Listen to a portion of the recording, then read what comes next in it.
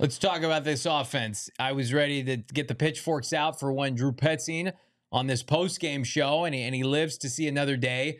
Cardinals still surrendering or scoring roughly 16 points per game over the last 5 games. Not good enough. Just 2 touchdowns tonight. And then you've got this Marvin Harrison Jr. enigma saga where it looks like in the broadcast, in the game, his confidence right now, Britt and I were talking about it, it just feels like an all-time low. That's not an excuse. He has to be more in the game. He can't drop passes. But, like, what do you make of this ongoing drama with both Drew Petzing and MHJ where it feels like they can't get out of each other's way? Something's got to give. Yeah, I mean, this is something that goes back to some of the conversation we had like early on. I think we were having this conversation with Britton after the first half of the first game, and it's pretty shocking that it continues. Like, how can you not find like layups for this guy to just get him in rhythm, get him going, just find a way to put it in his hands? Like when I talk about those 2 drops that you had from one from James and then the other from Dortch on that series, like why couldn't you just kind of scheme Marv in those situations and see if he gets to the catch, and if he can just kind of find his rhythm out here, play, kind of find an ability to play a little bit faster. And unfortunately, once again, it was just too far in between his targets, and there's just no rhythm to it at all. And it's unfortunate, even in a play where he plays a big role in it, it's almost a bit of a black eye where, you know, you've got the helmet, you know, the personal foul that goes 15 yards and is crucial in that game-winning drive. But at the same time, it was a ball that he probably should have come down with. I haven't watched the replay, but it was probably a ball that was very catchable for him. I mean, Britton, we talked about it. I do feel like they almost feel like it's a deterrent, like having to get him the football. It almost is like, oh, yeah, we want to move the ball. Oh, we have to get Marv involved now.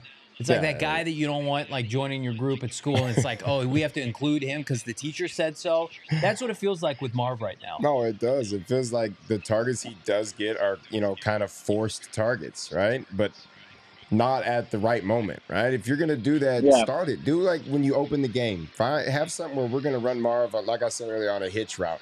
Find a way to get the ball in his hands really quick. Run some quick game. Run some slants, right? To where it is now, it's like you start moving the ball, and then it's almost like a pity throw. You know, we've done 8 to 10 plays, and he hadn't even been looked at. Let's make, you know, the pity throw to Marvin and see if we can make a completion, and then it gets dropped, and it's to this point, or it's overthrown or underthrown or however you want to call it, and it doesn't work out. And then you don't see another play to Marvin for 10 to 15 plays. I mean, Bo, like, where does this go from here? I mean, I honestly don't. I mean, you just got another week of practice on a short field. I mean, a short week, and it's got to be just like the KISS method. Like, keep it simple, stupid, and just find a way to generate some easy layups to get your playmaker involved. Let me ask you this, Britton. I mean, Kyler Murray and Jonathan Gannon both had mentioned in the post-game presser that there was a ton of shell. And Kyler said, like, there were times where he didn't even feel like they ever really truly got out of shell as far as the coverage situation. How does that really kind of combat what they're trying to do with the downfield passing game?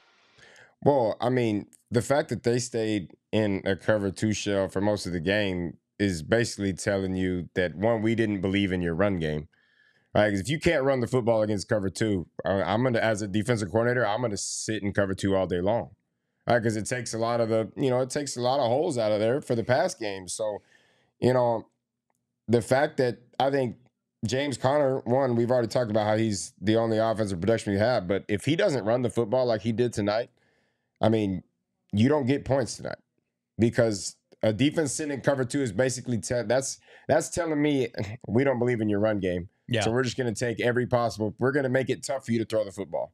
All right, we're going to keep guys underneath, keep them low. We know you're not throwing it downfield. You haven't shown to anybody all season that you're trying to take deep shots. So that we're going to take that out. We're going to sit guys at 5 to 6 yards. Even if we don't play cover 2, we're going to keep our feet flat at 8 to 10 yards, and we're going to break on the football.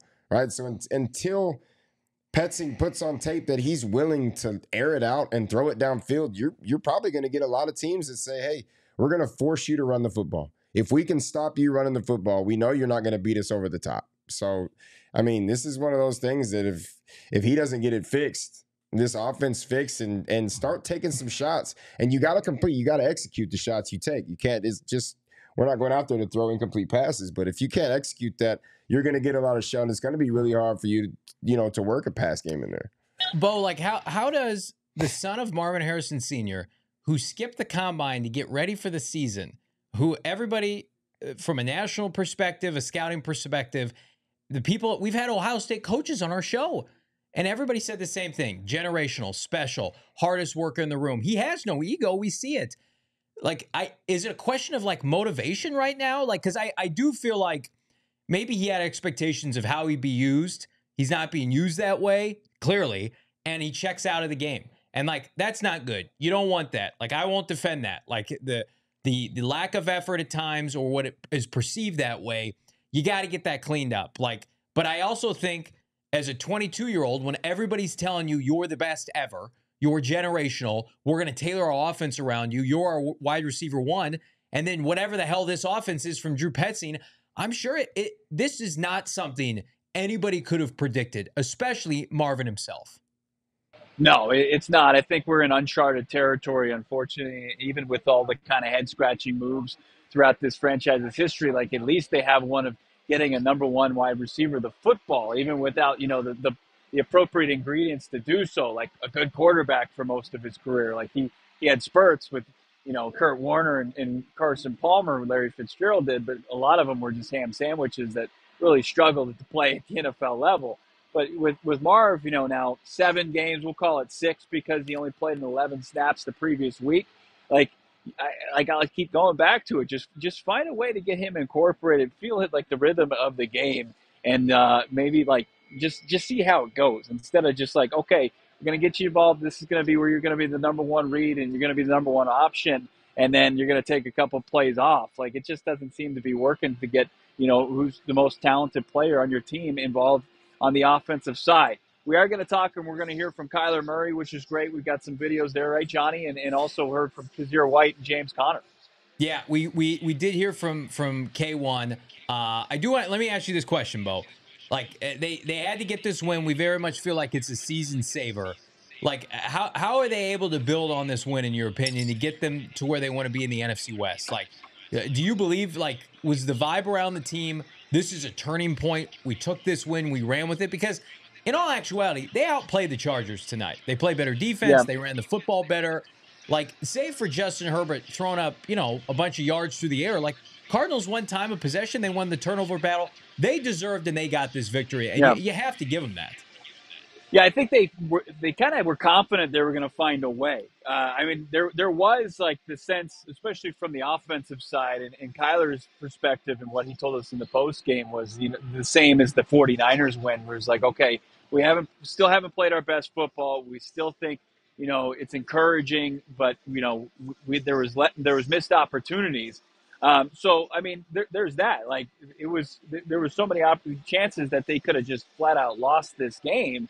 But they found a way, and Britton, like, you played under Bruce Arians, and he would always, like, people would kind of say, like, you got like a moral victory and a loss. He's like, no, I'd rather win ugly and then try to figure it out after that. Like, that's the easiest way to do. So they've got another ugly win under their belt, and still it's a very flawed football team. But like, I think a lot of people realize watching the broadcast on ESPN Plus was, This Chargers team does not have any talent on the offensive side of the football outside of its quarterback. Like, they're devoid of talent in the playmaking area, like, significantly. Like, this is probably the worst collection of playmakers I think I've ever seen play in the stadium before, outside of maybe the 2018 Cardinals. It really was. Like, who was there? It was like Trey Palmer and Ladd McConkey and kid out of Stanford who was making plays, and a heavy dose of Will Dissly. Like, you're supposed to play winning football with that. And the Cardinals did exactly what they needed to do and kept them out of the end zone the entire game. So a credit to this defense for being able to step up and do what they're supposed to do.